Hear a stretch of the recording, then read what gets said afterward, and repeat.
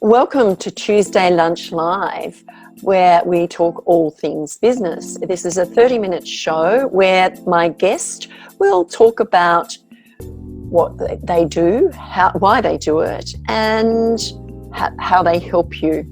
And there is an opportunity there for you to invest in promoting yourself and your business, events, products, services, competitions, awards, achievements, and anything else to a greater audience. Now, my guest today is Marie Alessi. Marie began her coaching journey in 2011.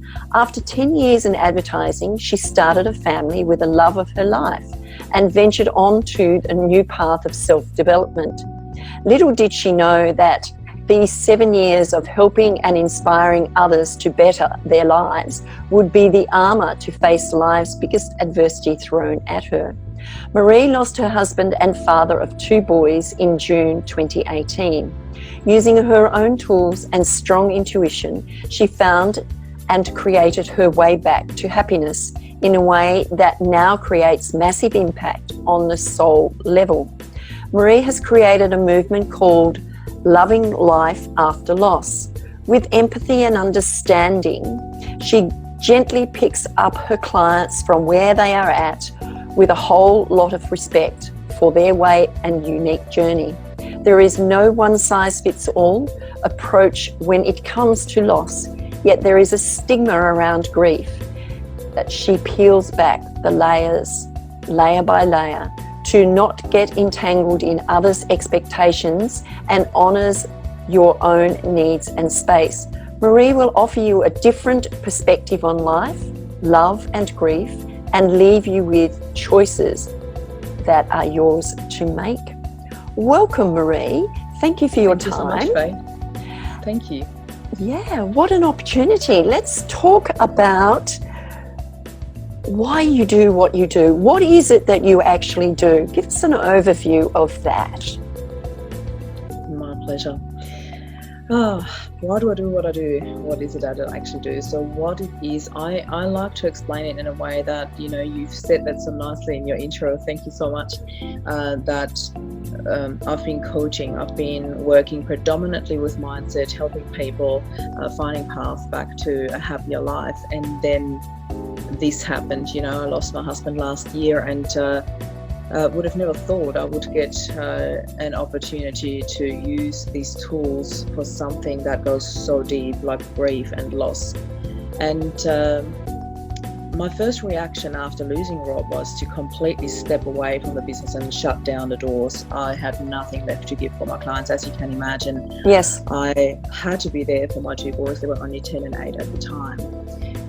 But then by being really authentic and actually sharing with people where I was at and what I needed, because you need to understand, Faye, when Rob passed, I had thousands, like literally thousands of messages come in the first couple of days and weeks after his passing. And my only go-to was Facebook Live. I didn't know how to respond to everyone. I didn't know how to tell everyone what we needed, but it came clear to me very, very quickly that we needed a bit more space, that people started coming in unannounced just to give me a hug, just to quickly this, just quickly that.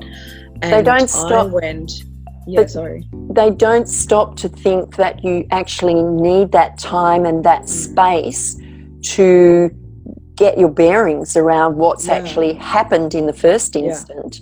Maybe your immediate family can be around, but friends need to, and I suppose they're there because they want to support you, but they've also got to stop and consider that you need that space to actually absorb what's happened and how you're going to deal with that. Yeah, and it is, I think you hit the nail on the head there, because immediate family, yes. However, my immediate family is all overseas. I'm from Austria, and I think that's why a lot of people assume she needs support. I need to be there for her, and they just kept coming.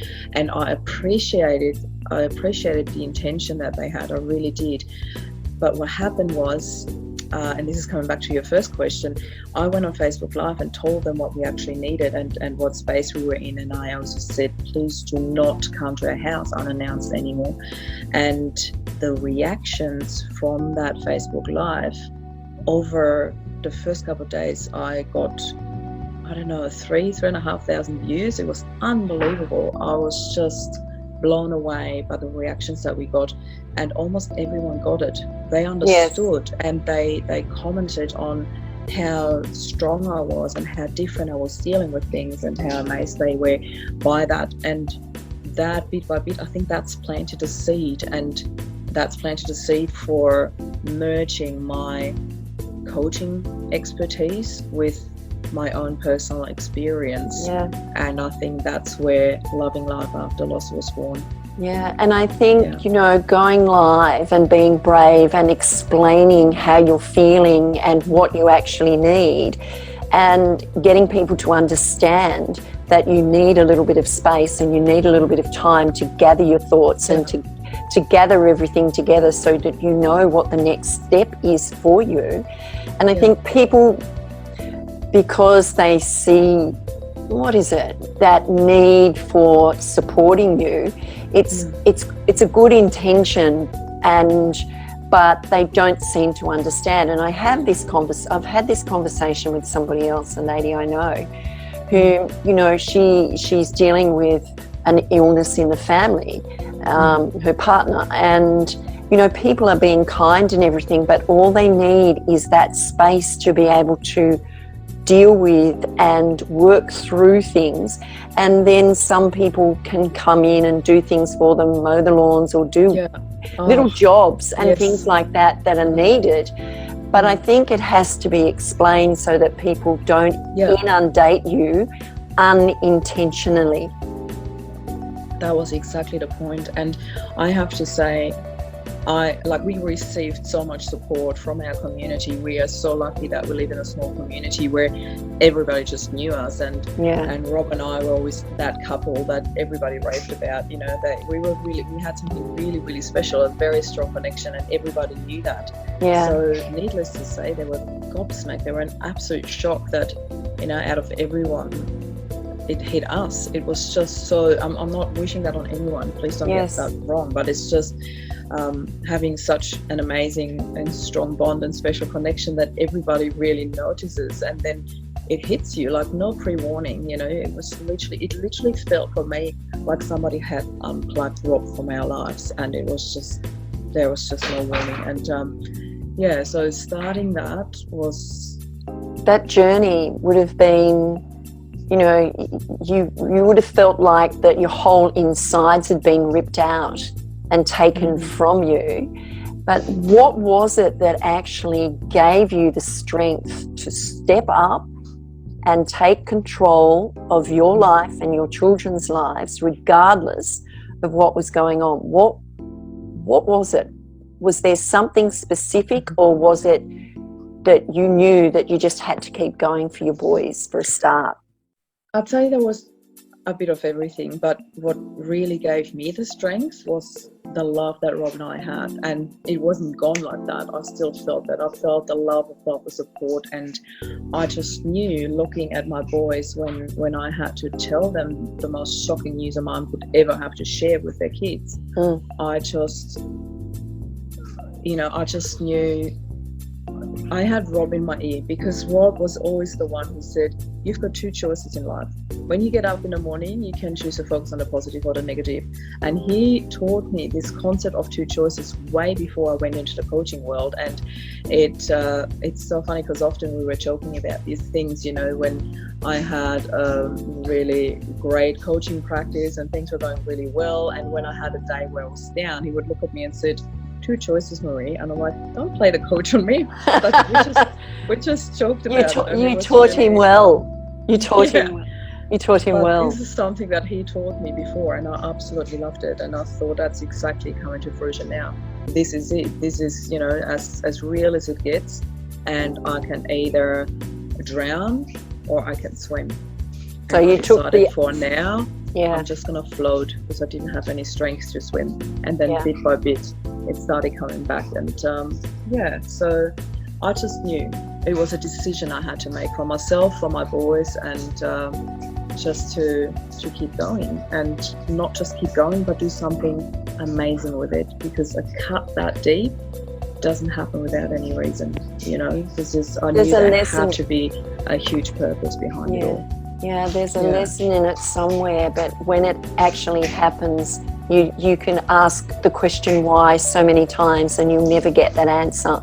Yeah. But I suppose it's an experience that we all go through at some stage in our life, some very unexpectedly and some that is expected. And even when it's expected, it doesn't matter. It's still a grieving process, isn't it? Yeah. Oh, yes.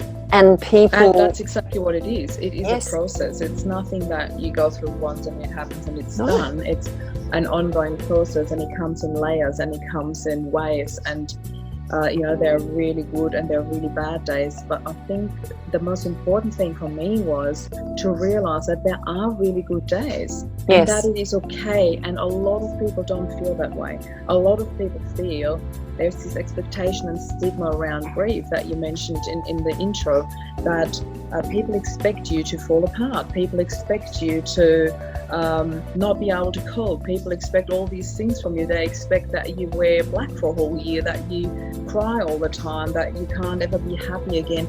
But it's actually not true. There are good and there are bad days, but people feel it's quite normal to allow these bad days to happen, because that's what it is. You lost someone, somebody died, but they don't feel it's normal for you to allow those happy days to happen as well. And that was a real struggle at first for me too, to be able to just accept that. You know, I thought that doesn't feel right. Is it a form of judgment that some people think that the grieving process, and I know in some cultures they do wear black and they wear it for 12 months and they do this out of respect and mourning and all the rest of it. But in reality and in real life, particularly when you have young children and you have to get on in life, you have to do those things. It doesn't mean to say that you're not going to have those days where you want to fall in a heap and just do nothing and cry or do whatever it is that you need to do. And and you've got to allow yourself to do that without feeling guilty. Yeah, exactly. And the thing is, it's really something where for me, I can't even say there are days. It's more like moments now, and it's like something where you have moments where, and it's often triggered like by a song, a memory, something, a picture that comes up, or where all of a sudden it hits you like completely unexpected. And some things are expected too, where the milestones are coming up, the anniversaries are coming up, and those are the things that are actually easier to handle for me because I can prepare for them. But the unexpected things are the ones that really get you. Like I remember moments where I was driving over the really beautiful Sea Cliff Bridge that we have here south of Sydney, at the beginning of the South Coast, Illawarra, and a song came up that instantly took me back to our wedding day, and I just burst into tears. I just cried and cried, but it actually felt good. It felt like it's okay to cry. It's okay to let that out. It's okay to feel that way. I don't try to stop myself from crying. I don't try to act like I've got my whole life together. I don't try to act like just because I've started loving life after loss that I always have to be happy and smile every time people see that, because I've got it on my car when people drive. I don't try to pretend to be anyone I'm not. I'm fully authentic in my process, and I share it with people, and I'm okay with that. I'm okay to get emotional when I get interviewed. I'm okay to cry, but I don't bring it on if I don't feel like it. Do you know what I mean? Yes, it is totally. It is, and it's one moment at the time. And I'm not going to say I understand where you're at, because I don't.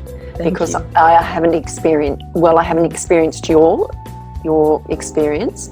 I've been close to people who have experienced it, and I tend to talk to them about it so that they can talk about it.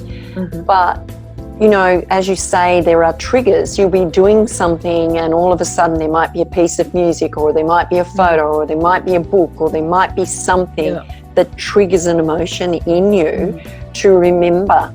And that's a good thing to remember, because you spent life with that person, and there were great moments, and there's a legacy there, and there's memories there that must continue to be shared.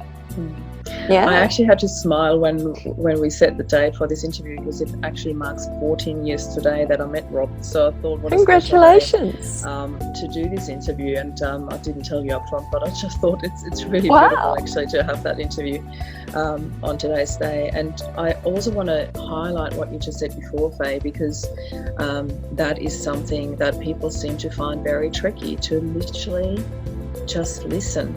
Everybody feels like they have to make a comment, or they have to tell you, oh, I understand. And then a lot of people come up with, because they feel like that's a way of making you understand. They tell you, oh yeah, my sister lost her husband, or such and such lost such and such. And so, they come up with all these examples where now I'm okay with it. But at the very beginning, I thought, seriously, and what has that got to do with me? Why are you telling me that? I've got enough to grieve with, and now you are loading a few more grief stories on top of that. It's like telling a pregnant lady all the horrible stories of the worst birth scenarios. Do you know what I mean? You do not do that, but people tend to not get that. And but it's you know just why? Something that I just can't highlight enough. It's beautiful if you just listen to the person, what she's got to say.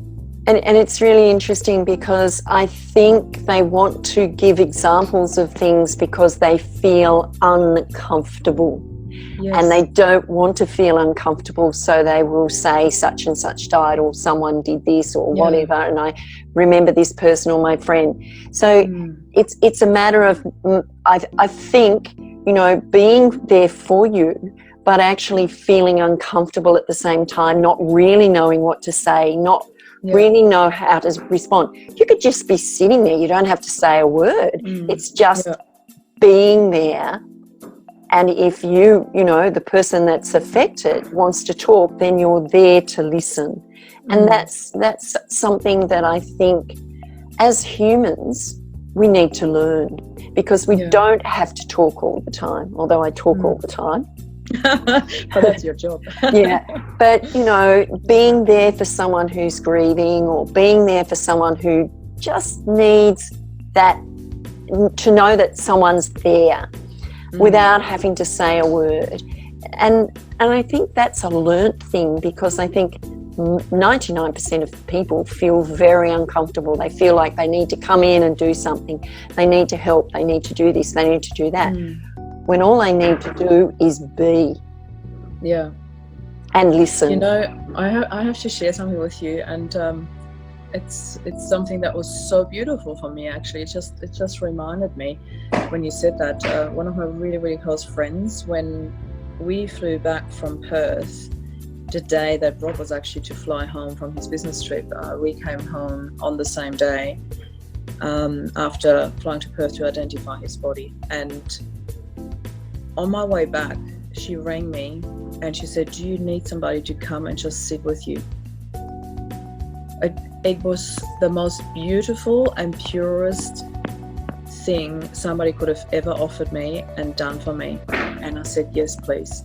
And it was amazing. She was just here to listen, without any comments, without too many questions, just here to listen and be with me. And her son came along, and he's friends with my eldest son, and he played with Flynn and Jed while we were sitting in front of the fireplace, just talking and not talking, just being. And it was so good. It was one of the best things anybody could have done for me. And that's and I think that's something that is so precious. And and I think we need, as general people, we need to understand that. We just need to be there. We don't need to say anything. We just need to be present and ready to listen without talking or without giving an opinion of any kind. So what drives you with your business? Your business is coaching clients who have had loss or are grieving over something. What is it that you do for them? How do you do it? Talk to me about that. So the main part of it all is really exactly that, the listening part, to be there and actually really pick them up from where they're at. And in particular with grief, with loss, there is no one size fits all approach.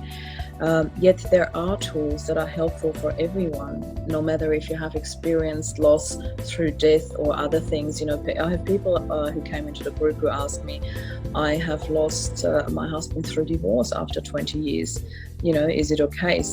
Am I okay in the group? And I said, absolutely. You know, sometimes with no disrespect to anyone who has lost a person to death, sometimes it's even harder knowing when that person is still around and you can't make it work or couldn't make it work. And I also want to highlight what I always say: there is no right or wrong, and I'm not here to compare any forms of losses. You know, I always make sure that people get that message. Please do not compare losses. Just because you have lost 1 or 10 people doesn't mean you're better or worse off than others. There is different levels to all of that. And I want to have mutual respect in this group. I actually did a Facebook Live this morning for people to be mindful to not label people, you know, oh, you'll never get over this, or you never move out of this, or it will always stay with you. These are stigmas, aren't they? The wrong message, and that's exactly where my work comes in. I do a lot of mindset work, so I help people shift their perspective, shift their mindset around, I can't ever move on, I'll always be stuck in that, I'll always be grieving, I'll always miss him. That's not entirely true, you know, and just working through these layers, it takes a very, very careful approach, but that's exactly what I'm here for, you know, to make them understand that even if I might not have walked in their shoes, I'm here to listen and to help them with their mindset, with their thinking, to gain a different perspective and really find a way out of that. Just to show them a different path. I mean, you know, they are in this mindset where they can't get out of it, and then they have these people in the background talking in the same, oh, you'll never get over it, or, you know, all these sort of kind of, I suppose, do you call them negative, or do you call them people just trying to be helpful, but they're not, if they really understood it, they're not being helpful? And I think it's not so much the negative, but I think it's just that people reflect a lot. So they reflect their own feeling onto other people. Yeah. And by telling them that, they want to make them feel, I get you, I've got you, I understand you. They want to show their sympathy. Yet sympathy is not helping any of us. It's the empathy that we need. And the empathy requires more listening than speaking. And that's just the way it is. And that's what a lot of people struggle with. And showing up and being vulnerable. Yeah.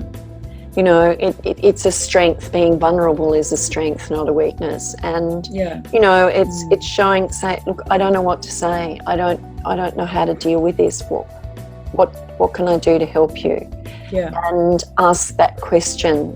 Yeah. So when you're dealing with people, do on your side, how do you deal with the emotion? Because you would be working with people who are going through a lot of emotional stresses, and it can be a high level, it can be a lower level or a medium level. What is it that you do for you so that you empathize with them and not take it on board? Because you need the energy to be able to work with all your clients, not just one or two of them. So how do you deal with that for you? Thanks, that's an awesome question. I love it. There are different layers to it, I guess. So the first thing I do, like this morning, for example, I had a really full to-do list, yet I just felt like I need a break, and I just took my dog and took her for a walk. So these are the things that I used to not really allow myself. I'm like, I have to do list, and I have to do that first, and then that, and then that. Very, very organized thinking. Now I'm very intuitional feeling. That has shifted a lot for me. So that's the first step that had to shift, that made a really big difference for me. Even if it's just a little thing, it's 10 minutes outside with my dog, or just 10 minutes in nature. Often I would drive to school, drop the kids home, before I get back home, because I work from home now, hence the beautiful background noise, because my dog, of course, finds everything to chew on while we have the interview. But I tend to I love Bald Hill. Bald Hill is the beginning of the south coast, the Illawarra region. You can overlook the whole beautiful, where you look down to the Seacliff Bridge, there's hang gliders jumping off. There's a beautiful little cafe that makes awesome coffee. I love just going up there. It's my thinking spot, my reflecting spot, my finding energy, staring at the ocean. Those are the things that I do to just strengthen myself, to give myself a break, to get the energy that I need, spend time in Mother Nature. But also, and this is, I think, the most important part of my work, when I see when I see a person stuck in grief and he or she feels, I often say she because I predominantly work with women. I don't exclude men, but I just seem to attract women predominantly in my clientele. When I see the loss, the grief, I don't focus on the sadness. I focus on the huge amount of love there is. Yes. Because when there is no love, there is no grief. When there is no love, there is no sadness, and I tend to, that's the two choices again, I tend to focus on that, what actually causes it. And it's love that causes it. It's love that causes the sadness. It's love that causes the grief. And it's just my go-to emotion, love. It solves everything. It fixes everything. It smooths everything. It stitches up a broken heart. It's just the only thing that helps. And that's how I do it. Okay. And it is important as you, as a coach, nurture yourself so that you have that energy to then nurture your clients through whatever they're going through. Yeah.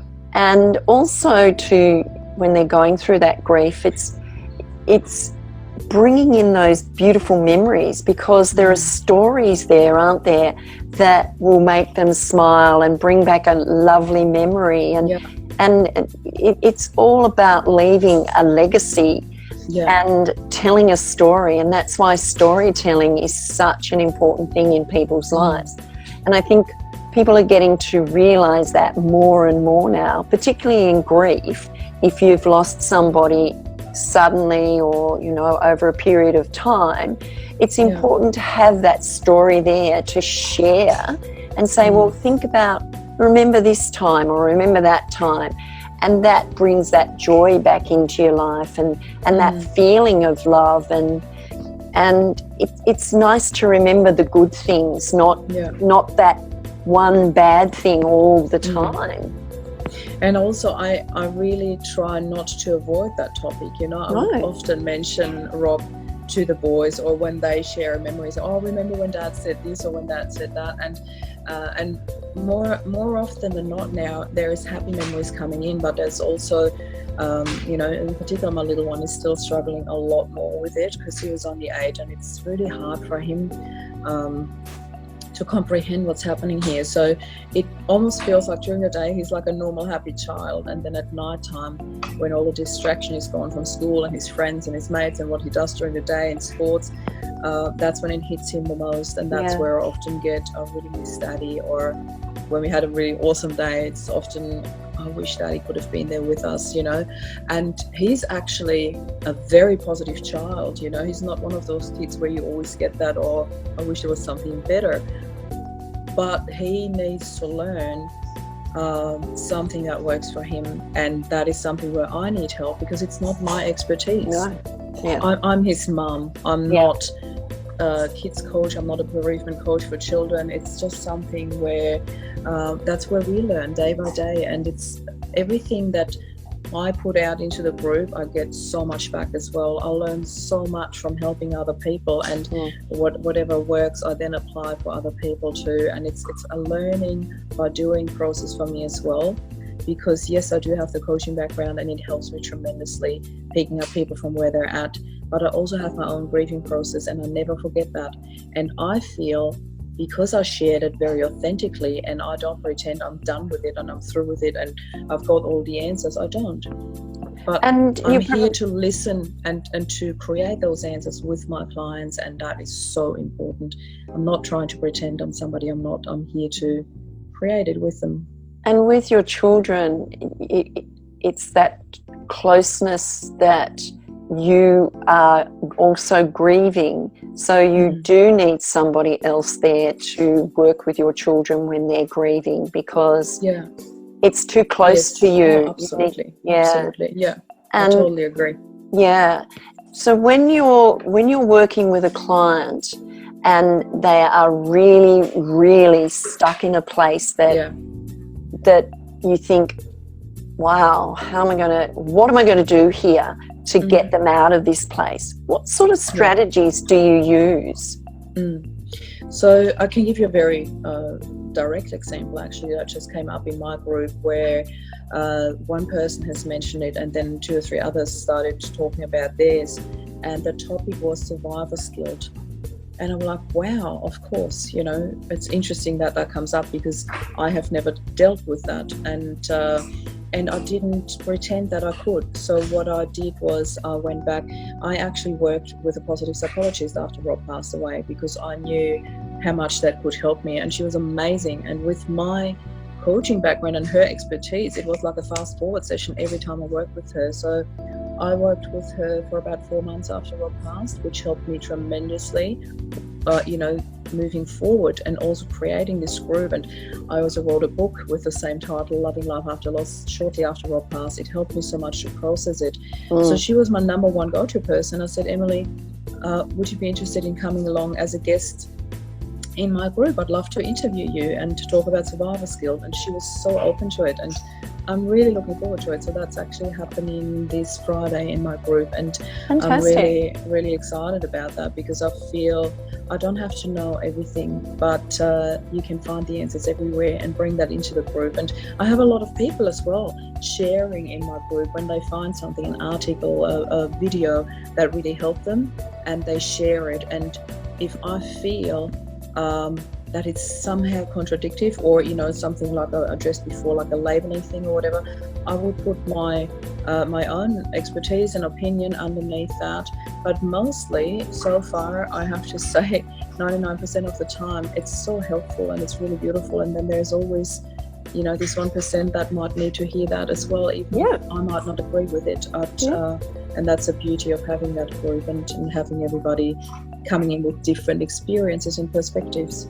And I think, you've created that environment where people feel comfortable to be able to share their vulnerability, to be able to share certain things, because you obviously have an environment where people, want to just express themselves, because they may not have that somewhere else. So exactly. That's exactly the point. And I have to say, when I first started this group, I didn't know what to expect in terms of how fast it would grow and how quickly people would share. I felt like, the first couple of days when you start, you only have a couple of people in there, and what are they going to say, and are they going to be ready to share, or are they just going to sit on the sideline at first?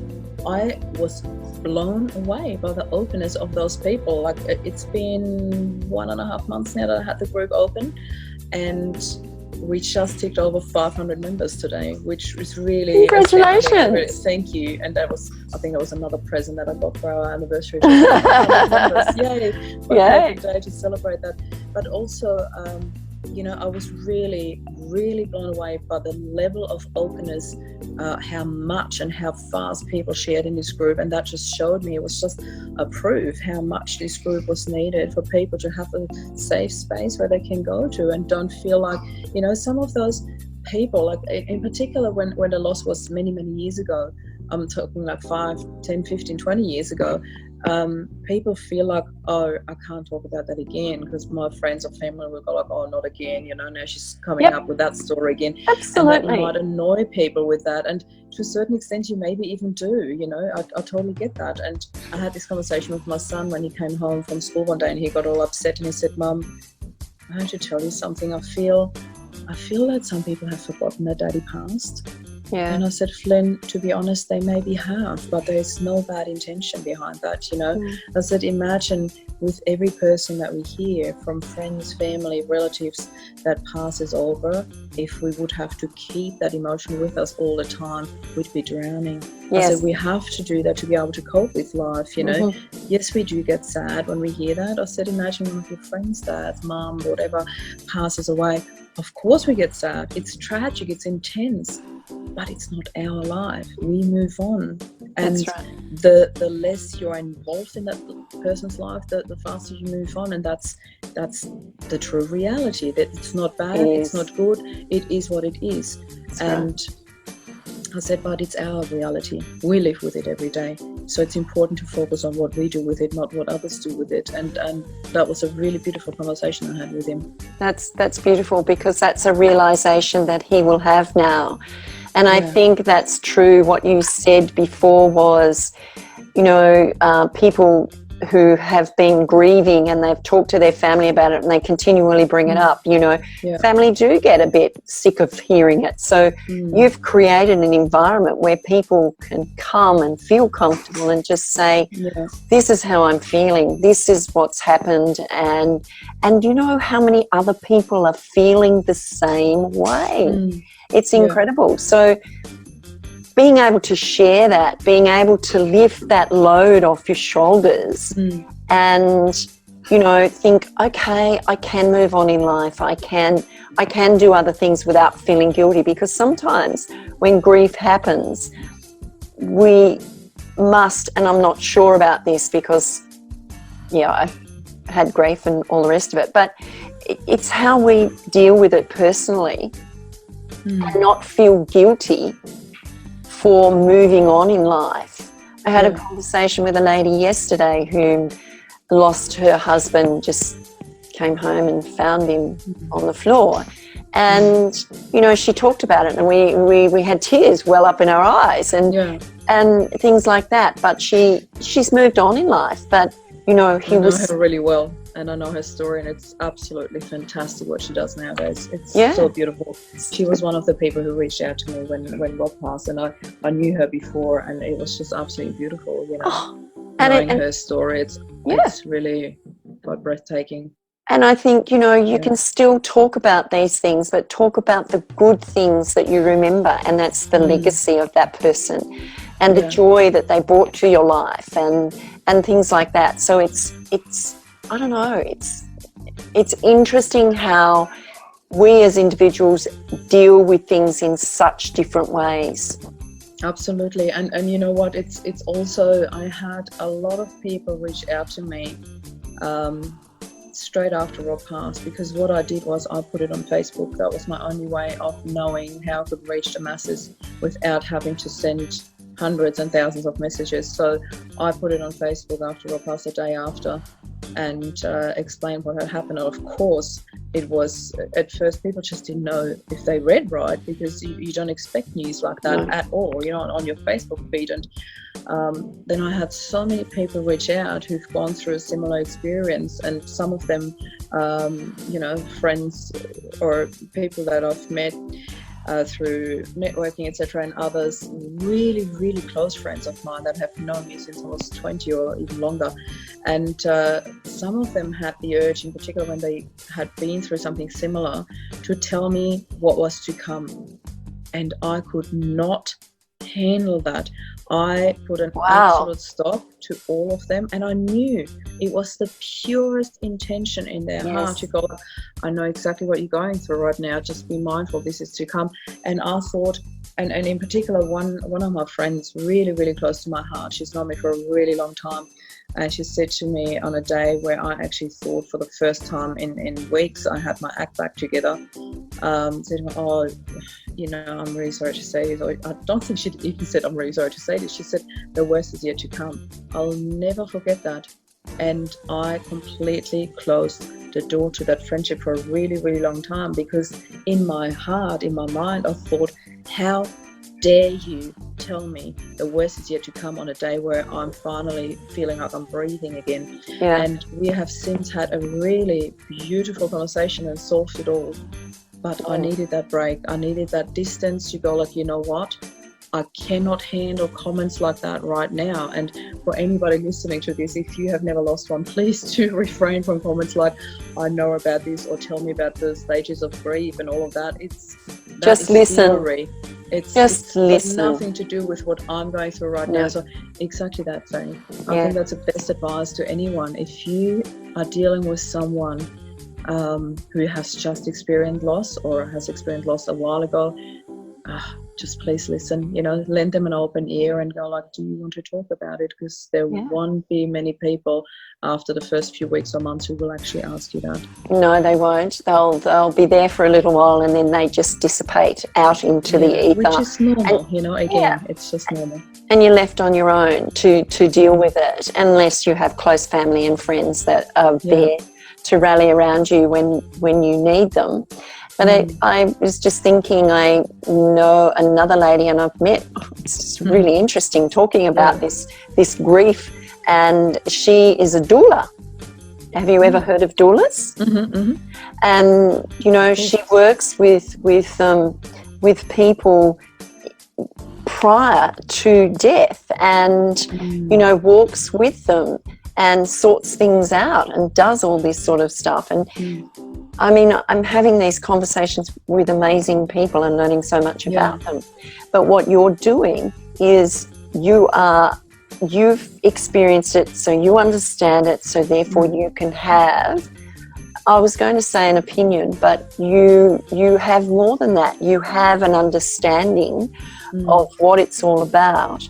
And you have the strategies and the knowledge and the ability and the skills and the wisdom to be able to work with them, not tell them what to do, but work with them. And that's a really, really good point, because interestingly enough, when you said, have you heard of a doula? I said, yeah, of course. But for me, a doula, I only know doulas through birthing stories, where they help people who are going through birth. I didn't realise you call them doula as well when they're actually going through grief or about to. But what I wanted to say, sorry to interrupt you there quickly. No, that's all right.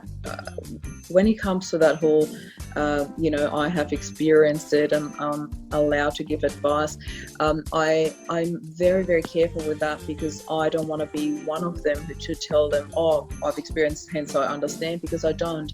But what I do is I very often, when people write something and share something that is very deep and very personal on the page, the first thing I do is give them a sense of, I hear you, or I feel you, or thank you so much for sharing, or I honor your story, or something like that. I never, ever, or hardly ever, unless it really feels so true, right, I fully get that, or I understand you, or I've been there myself, because every journey of grief is as unique as the person experiencing it. Absolutely. And that is something that is so, so important to understand. And I shared it very openly and I highlight it a lot in my group as well, so other people get that too. You do not need to be able to say something. And I feel that those people who are attracted to this group, they somehow seem to get that naturally. I've got hardly anybody in there who's like, oh, I know what you feel, or I totally get it. And it's very often exactly that. I hear you, I feel for you, thanks for sharing and encouraging them, and which is really, really beautiful. So I absolutely love that. Yeah, and that's what it's all about. It's giving that encouragement, and it's giving that support. And that's just what you need, the support. It's not about telling you what to do or how to do this or what you to expect. It's just being there, just being present, nothing else, and listening. And that's the exciting part. So what 3 things would you say, if there was a client who wanted to connect with you, what would be 3 of the things that you could help them with as far as grief or loss goes? The first thing that comes up for me is definitely mindset. Mindset is such a strong thing. It's our subconscious that drives us. A lot of people know that, some of the people don't, but it's just seeing where they're actually at. What is their thought process? That's the very first thing I'm looking at. Are you actually open for change? Do you want to get out of this? And it's a very, very tricky one with grief, because it's that double-edged sword of, well, I actually do want to be happy, but if I admit that, what are people going to think of me? There's a judgment, and if I do admit it, what's the next step? Am I a bad person? Am I, there's so much self-judgment and fear of judgment from others that's coming up there, and that is the first thing I address. So it's the mindset, The next step for me is to really shift their perspective. That's the second step I always do. And then you can do that with very simple tools that I share in my group and in my challenge that's coming up as well. And I just guide people through these process of how do you actually use the tool? How can you, my dog is completely going nuts now because my cat's coming down. I'm so sorry for that. That's all right. And how do you actually shift your perspective? You know, how can you get to that space where you see it's actually okay to allow happiness back into your life? And just by simple tools like I did a 3-minute video, got huge attraction, huge attention from people. A 3-minute video about if I was in Rob's shoes, you know, what would I like to see when I look down at my family? Would I like them to see falling apart, not allowing happiness back in their life ever again, just grieving and wearing black for the rest of their life? It's not so much about the colour black, but you know what I mean. It's all these false fashion stigmas and expectations around grief. Yes. Or would I want them to be happy and carry on with life, not as if he was never there? That's not what it is all about. But it's about what would you, if I was gone, what would I want to see with Rob and the boys? Yes. You know, that's the important part. It's such a little but hugely important shift of perspective. Absolutely. And then the third thing I would say is definitely like a bit more hand-holding, like really helping them apply that in their life. And how do you actually do it? Often we know what we could do or what we're supposed to do it. There's no supposed to not. Everybody's got different expectations. Everybody's got their different ideal world and their different dream. And often they don't even know what that is. And I'm here to help them discover that and create it even more so important. Yeah. So just walk them through their journey. Yeah. Into a space where it feels better for them, and they always know that you're there when they need you. Because that's what it's all about. You summed it up so nicely, where they feel better for it, you know. Yeah. Because it's all about them, not you know, the one size fits all approach. It doesn't work, in particular not with grief. They have to find a space where they feel better for it. Beautiful. Yeah. How can people contact you, Marie? I think the easiest way for people to find me would be if you go onto Facebook groups, right, and type in Loving Life After Loss. There's actually a page out there, I realised. It's got 0 or 1 like. That's not me. There's a group. So Loving Life After Loss. So you go into groups. Yeah. Go into groups? Right. Facebook.com/groups/Loving Life After Loss. That's the easiest way. Or you just go directly on my website, which is mariealessi.com, and you'll find all the links to my group and website and everything. Okay, Marie Alessi is one word.com. Yes. Is it just .com, not .com.au? Just .com. Right. So international. And Alessi is ALESSI. Correct. And Marie is MARIE. Yeah, beautiful. So, thank you so much for your time. Don't go anywhere. Thank you so much for your time, Marie. It was beautiful to talk and learn about what you do and how you do it, and the inspiration that you give to others to make them feel better, the strategies and the structure, and the community that you've created where people want to come and feel comfortable and be there because they know that there's non-judgment, there is support, and it's a loving environment where you feel safe. So that's beautiful. Thank you so much, Faye. Thank you. Pleasure. I'd like to say thank you. I'm Faye Waterman. This is Tuesday Lunch Live, talking all things business. And we'll be back next Tuesday at the same time, talking all things business. Thank you for now. If you want to connect with me, you can go onto my Facebook page, Faye Waterman, and send me a message, or just do that. It's okay. Thank you for now. Bye.